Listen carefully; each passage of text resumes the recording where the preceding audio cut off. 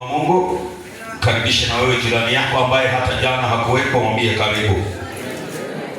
Tulianza Jumatano tukao tunajifunza neno la Mungu kwa habari ya Pentekoste.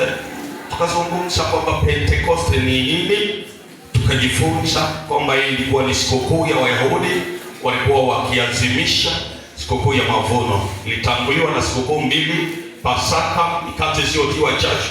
Ilisema mikate isiyotiwa chachu ilisherekewa baada ya siku 14, lakini baadaye yalipita majuma 6 la 7 wanasherehekea Pentekoste kwa kuadhimisha sikukuu ya mavuno, yaani kumtukuza Mungu kwa ajili ya mavuno aliyowapa katika ardhi wanaoikalia. Kristo Yesu asifiwe sana. Kwa maana hiyo Mungu aliitumia sikukuu hii wakati wa Agano Jipya, kwamba mwaka 33 wanafunzi wa Yesu walipotekeleza ama walipotii agizo la kiongozi wao kwamba nendeni mkae Yerusalemu mungoje ahadi ya Baba, wakaenda wakakaa. Nikasema walikaa kwenye nyumba ya Mariamu mama yake na Marko, wakakaa mahali pale ndani ya siku 9. Wakiwa pale ya 10, Roho Mtakatifu akashuka, ambayo ndio ilikuwa siku ya 50 kutoka Pasaka. Maana yake ndio ilikuwa maana halisi ya Pentekoste, ikitajwa kwa Kiyunani kuwa ni 50. Yesu asifiwe. Na siku hiyo tukasema aliposhuka Roho Mtakatifu, ni kweli ilikuwa siku ya mavuno, kwa sababu siku hiyo sio mavuno ya mashambani, bali watu 3,000 kwa mahubiri ya mtu mmoja siku moja watu wakampokea Yesu. Ikathibitisha mavuno ya kwamba aliyekuja ni wa mavuno kweli kweli. Kwa hiyo tunapoazimisha Pentekoste, tunaazimisha hii sikukuu ya mavuno. Mwenye nayo ambaye alishuka, mwenye kazi ni mtu wa kuvuna. Amen. Ni mvunaji. Hata mimi nilivutwa na yeye, hata wewe ulivutwa na yeye. Bila yeye singejua. Yesu Kristo asifiwe sana. Lakini jana nikazungumza habari ya Roho Mtakatifu ni nani. Nikaongeza nikasema Roho Mtakatifu ni Mungu, lakini pia ni nafsi hai ambayo inatenda kazi, ikielewa, ikijua, ikinena, ikielekeza, ikikataza, na kila namna. Tukaona ni namna gani Roho Mtakatifu alivyo. Kwa hiyo anajua yote na anahisi na anakasirika, wakati mwingine kasirika.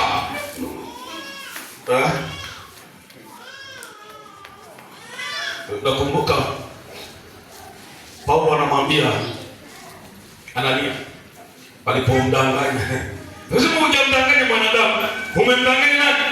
Roho Mtakatifu. Umemdanganya Mungu, kwa sababu tayari alikuwa amewaka neno hilo tu, akamwaga chini pum, na umauti ukamfika. Wakaanza kuimba haleluya, tukasubiri waliimba gani? Sikwepo. Yesu atusaidie sana. Lakini nikasema ndiye ambaye alifanyika msasi wa kanisa na aliongoza kanisa. Na baada ya hayo ambapo Roho Mtakatifu alishuka, aliwafanya mitume kumpenda, kumkubali. Sema kumkubali. Tuliona hivi namna gani walikubali. Kila eneo walipoenda walihakikisha washirika wao wanajazwa Roho Mtakatifu. Yaani hakuna wafika mahala wanamuuliza wewe umeokoka na Roho Mtakatifu umejazwa? Bado hujazwa. Wanamwombea anajaza. Wanaenda mahali kuna kanisa, rafiki vipi ndugu, tumesikia injili, tumepokea Yesu, mmepokea Yesu, Roho Mtakatifu bado wala hatujawahi kumsikia. Pokeeni. Wanapokea. Kwa hiyo ilikuwa ni utamaduni wao, kanisa la kwanza, kuwa na Roho Mtakatifu. Maana kanisa ni kanisa la Roho Mtakatifu, sio kanisa la nyimbo.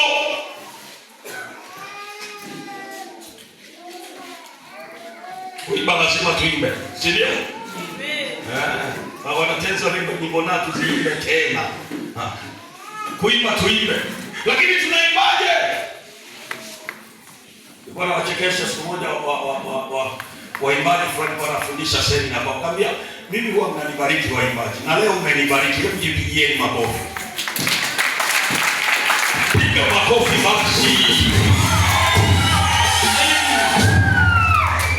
nikaja nikasema, hivi kweli kama tunaongozwa na Roho Mtakatifu na utunzi wa Roho Mtakatifu, unaweza ukatunga wimbo mmoja halafu unaenda kuimba mbele ya halaiki ya watu unawahubiria, halafu unawatengenezea mazingira washinde hii dunia, halafu unasema, unanisikiliza? Nina sauti nzuri, nataka niimbe, jiandae kusikiliza. Bui bui, jamaa bui bui, ametanda utando wake, hata kunasa tu. Bui. Sasa baadaye niweje sasa? Ametoka mtunzi huyu, na alafu apeleka kwa paya yake, na paya nayo inaimba. Ni bui bui. Sasa bui bui ni nani? Shetani. Ametanda utando, halafu atakunasa. Suluhisho hakuna.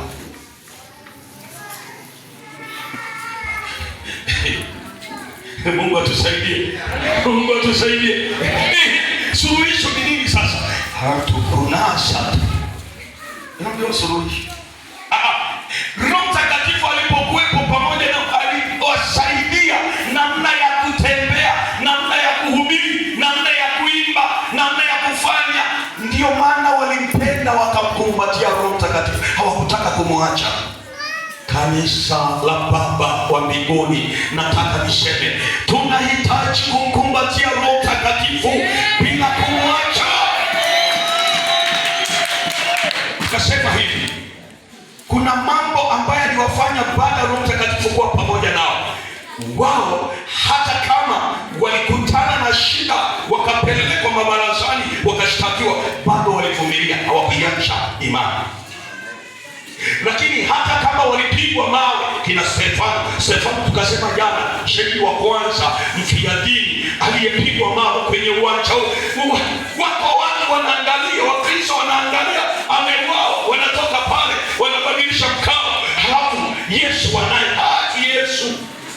Na wazee wanasema sisi Yerusalemu hatutoki, wako wamekaa. Amen. Kina Filipo wanaenda Samaria, wengine wanaenda kule, wakifika injili wanapiga injili. Kristo atusaidie. Nataka niende polepole kidogo, niseme maneno machache kuongezea yale ya chama. Nikasema hivi, Roho Mtakatifu anasaidia sana kushinda nguvu ya mauti ambayo inawakabili watu, kupingana na imani walionayo. Unajua shetani au kikawaida anautisha ulimwengu kwa nguvu ya mauti. Mauti ni agent wa shetani ambaye akisimama ama akisikika anautisho fulani. Binadamu anaogopa. Nini ameuzuia? Mauti. Wakiona kwenye mshipa watu wanatetemeka, wanaogopa.